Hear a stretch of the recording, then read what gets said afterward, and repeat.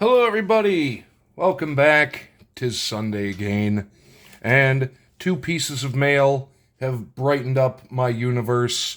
They've been sitting around for a little bit just because, I get bogged down by life sometimes, and sometimes things go by the wayside. But we have two things. We're going to open the first of which I have no idea, but it came from everybody's friend, a surfer. If you don't know him, you should. He does premieres, he does openings, he does nature, he does food.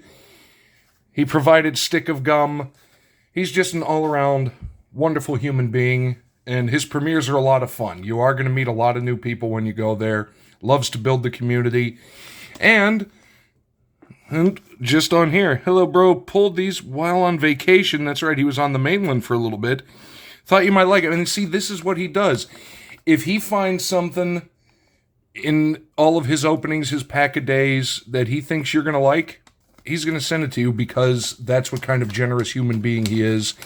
Link to him down below. Please. Hey, yeah. Yep. Yes, sir. Yep. Hello, nurse. PC continues to grow.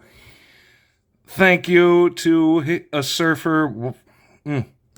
All right, be good. Like I say, one of these days, this is my whole shtick with her is going to come back and get me, because the universe works in, pardon me, oh so mysterious ways, and I just know that at some point, my uppance will come, as it were, but won't be a bad way to go out.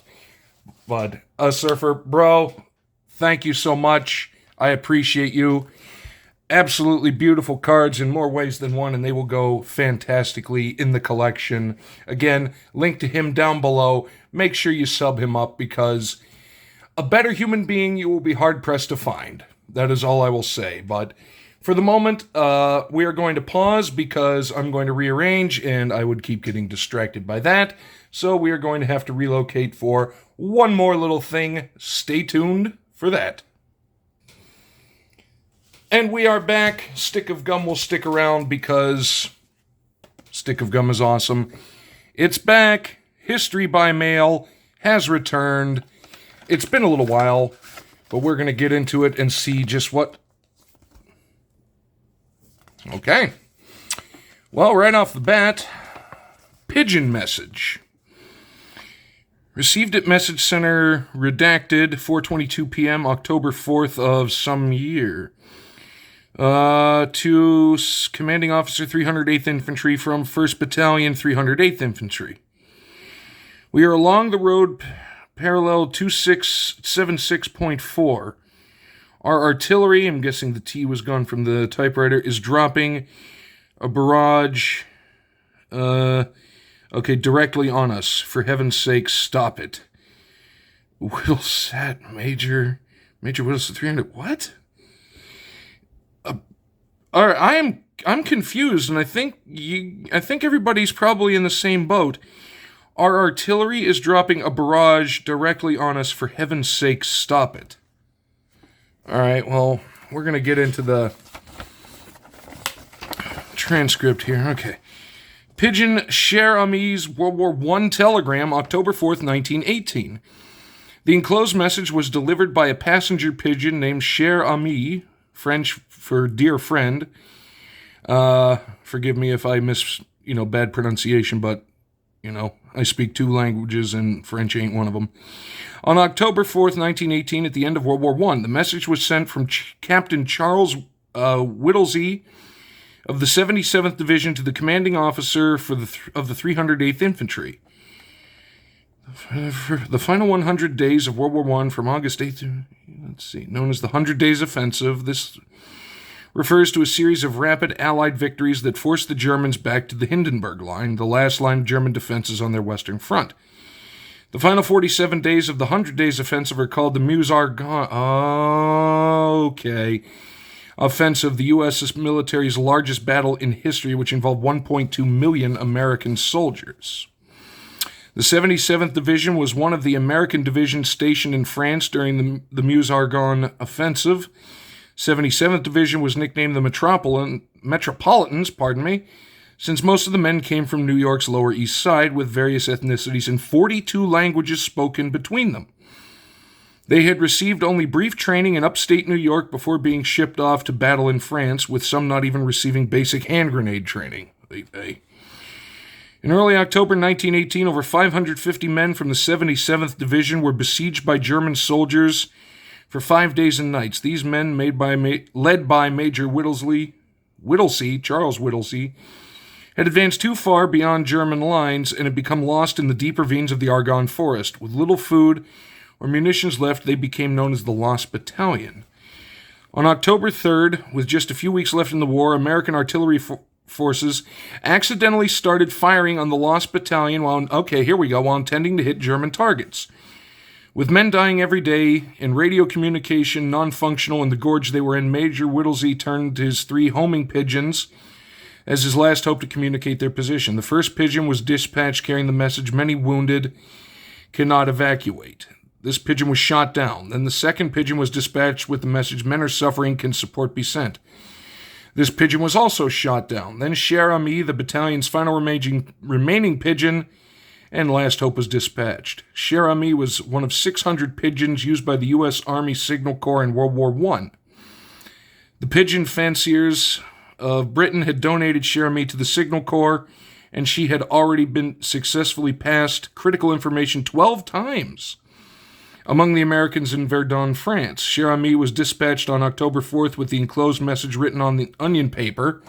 So that would be this one here that we got on onion paper, and placed in a canister on her left leg.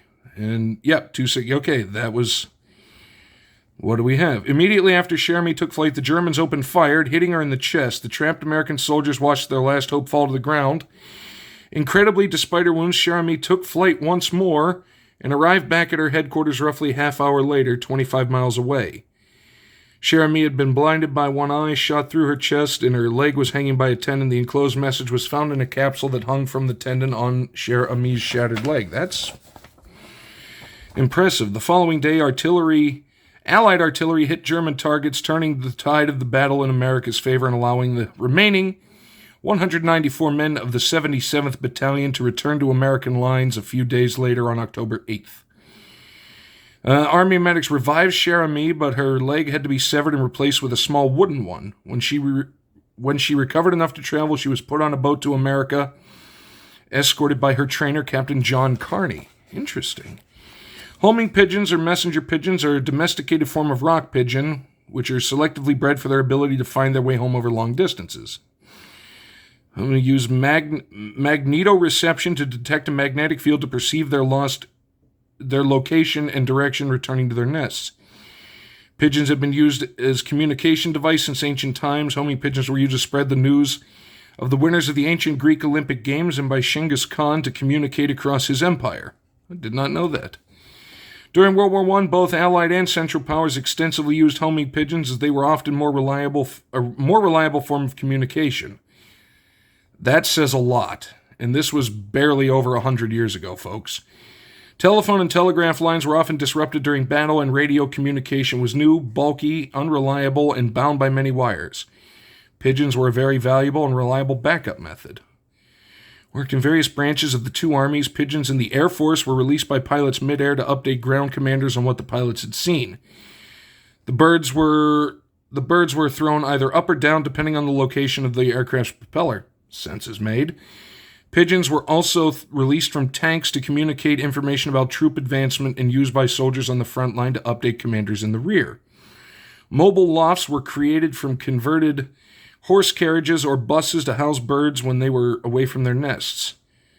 There were drawbacks to using pigeons, however. Birds were easy targets for enemy fire, and German machine gunners were trained to spot and kill pigeons to intercept their messages. Yeah.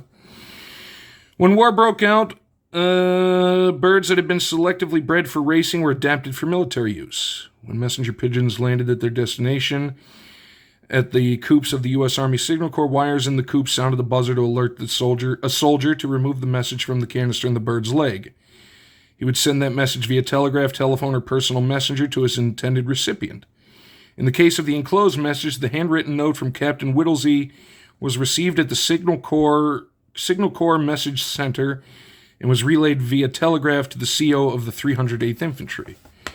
The Medal of Honor was presented to 3 soldiers involved in the siege of the Lost Battalion, including Major Whittlesey. Cher Ami was awarded the Croix de Guerre, one of France's highest military honors for her service that led to the saving of many American lives. The commander of the American Expeditionary Force, General John Pershing, as in Blackjack Pershing, said there isn't anything the United States can do too much for this bird. She also received a gold medal from the organized bodies of American racing pigeon fanciers and was inducted into the Racing Pigeon Hall of Fame in 1931. Cher Ami died from her wounds on June 13, 1919 at Fort Monmouth, New Jersey. Cher Ami's taxidermied body is on display at the National Museum of American History in Washington, D.C. It was only when Cher Ami's body was taxidermied she was discovered to be female, as her name is the masculine French of dear friend. Well, that is certainly fascinating. Something I did not know about, and now I'm glad I do. Hopefully you've enjoyed this mail day. Again, please make sure to sub up a surfer and join him for his premieres. It is an experience you will not regret. But for now, thank you, everybody. Hopefully you all had a good weekend. We'll catch you later.